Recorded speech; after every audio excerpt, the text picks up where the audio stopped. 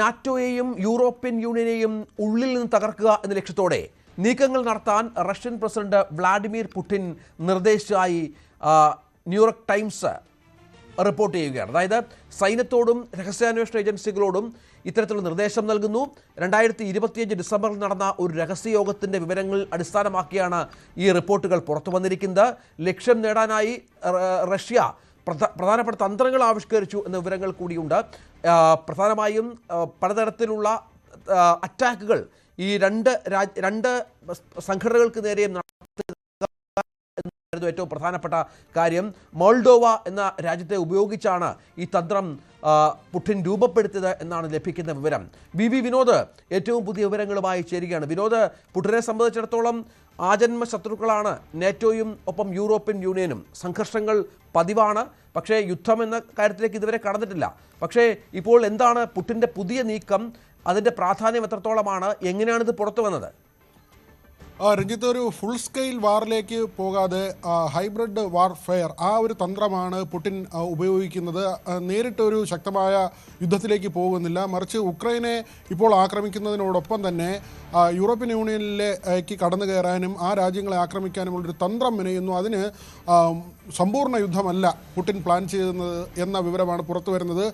മറിച്ച് അവിടെ ഈ സോഷ്യൽ മീഡിയയിലൂടെയുള്ള ക്യാമ്പയിനുകൾ സംഘടിപ്പിക്കുക, പണം കൊടുത്ത് തിരഞ്ഞെടുപ്പ് സമയത്ത് വോട്ട് വാങ്ങുക, യുവാക്കൾക്ക് റഷ്യൻ അനുകൂല നിലപാടെടുത്തിട്ടുള്ള അല്ലെങ്കിൽ റഷ്യൻ വംശജരായ അങ്ങനെ അനുകൂല നിലപാട് സ്വീകരിച്ചിട്ടുള്ള യുവാക്കൾക്ക് പ്രത്യേക സൈനിക പരിശീലനം നൽകുക, അവർക്ക് ക്യാമ്പയിന് വേണ്ടിയുള്ള ചില ഉപദേശങ്ങൾ നൽകുക, അങ്ങനെ യൂറോപ്യൻ യൂണിയനിലേക്ക് കടന്നു കയറി അവർക്ക് ബുദ്ധിമുട്ട് അന്തഃഛിദ്രം ഉണ്ടാക്കുക, നാറ്റോയെ തകർക്കുക, അങ്ങനെ ഒരു പദ്ധതി ഇപ്പോൾ പുടിൻ പ്ലാൻ ചെയ്യുന്നതാണ് എന്ന വിവരമാണ് പുറത്തു വരുന്നത്.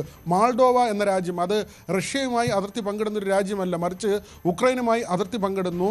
ഉക്രൈൻ്റെ തെക്ക് പടിഞ്ഞാറൻ മേഖലയിലൂടെ മാൾഡോവയിലേക്ക് കടന്നു കയറുക എന്ന ഏറ്റവും പുതിയ ഒരു നീക്കം റഷ്യയുടെ ഭാഗത്തു നിന്നുണ്ടാകുന്നു. ഏതാണ്ട് 24 ലക്ഷം ജനങ്ങൾ മാത്രമുള്ള ഒരു ചെറിയ രാജ്യമാണ് മാൾഡോവ.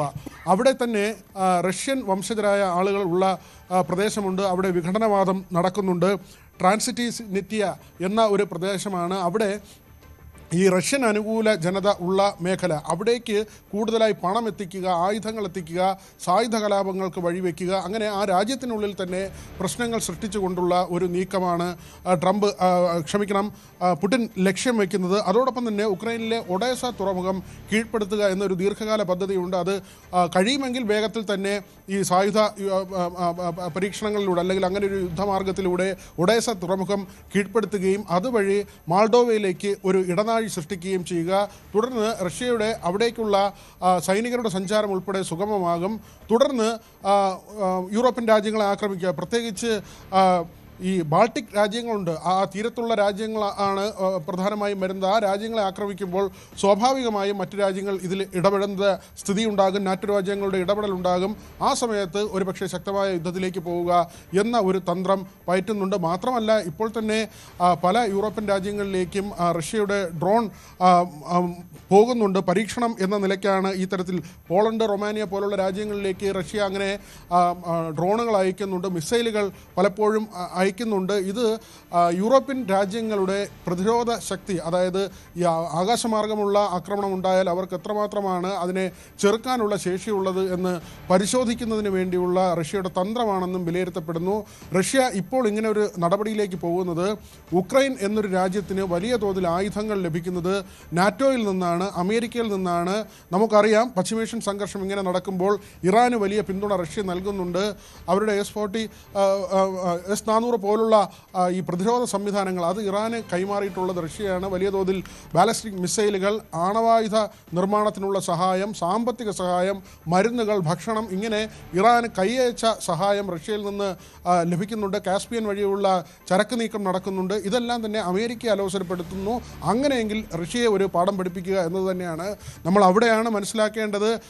പുടിൻ്റെ ഏറ്റവും ആഡംബര വസതിയിലേക്ക് പോലും ഉക്രൈനിൽ നിന്ന് ആക്രമണം ഉണ്ടാകുകയും അവിടുത്തെ പ്രതിരോധ സംവിധാനം സംവിധാനങ്ങൾ തകരുകയും ഇപ്പോൾ ആ കൊട്ടാരം ഒരു പ്രതിരോധ സംവിധാനത്തിന് കീഴിലല്ലാതെ നിൽക്കുന്ന സാഹചര്യമുണ്ട്. റഷ്യയിലെ ബീച്ചിലേക്ക് ആക്രമണം നടത്തി 14 പേർക്ക് ജീവൻ നഷ്ടമാകുന്ന സാഹചര്യമുണ്ടായി. അങ്ങനെ റഷ്യയെ ഉക്രൈൻ വിറപ്പിക്കുന്ന ഒരു സാഹചര്യമുണ്ട്. എണ്ണ ഉൽപ്പാദന കേന്ദ്രങ്ങളിലേക്ക് അടക്കം ഉക്രൈൻ്റെ ഭാഗത്ത് നിന്നുള്ള ആക്രമണം ഉണ്ടാകുകയും ഗണ്യമായി എണ്ണ ഉൽപ്പാദിപ്പിക്കാൻ കഴിയാത്ത പ്രതിരോധത്തിലേക്ക് റഷ്യ പോവുകയും തീർച്ചയായും അവിടെയാണ് ഈ പുതിയ ഒരു തന്ത്രം പുടിൻ പയറ്റുന്നത് എന്നാണ് മനസ്സിലാക്കേണ്ടത്.